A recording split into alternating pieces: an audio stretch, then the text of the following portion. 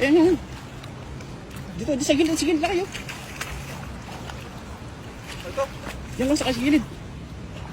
Ang dami yan, kulang sila. Dahil sa init ng panahon mga kapsatin. Maliit to, maliit. Yan o, yan. Yan, dahil pa nila sa gilid. Ay, oo. Yan, sige mo. Sa init ng panahon mga kapsat ay talagang di na sila nakakalawin sa malalim.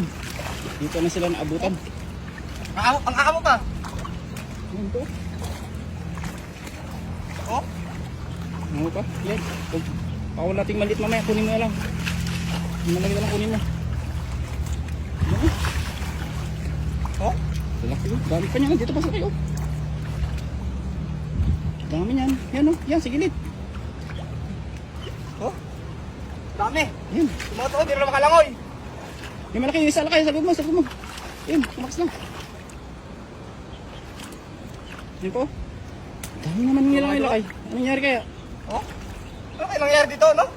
Dito kaya sa lindol, kaya sila nagpagilid. Ayun, kalaki. Yan. Siguro. Kalindol siguro to. Oh. Yun, di ba sila kayo? Yan.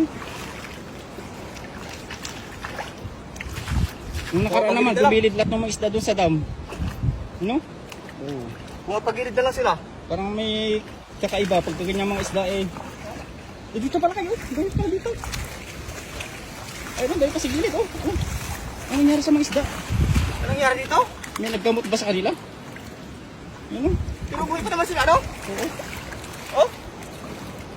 Sa gilid na kayo. Doon pa. Nagpapalabig na sila. Hindi na sila akalangoy. Ba't kaya? Doon.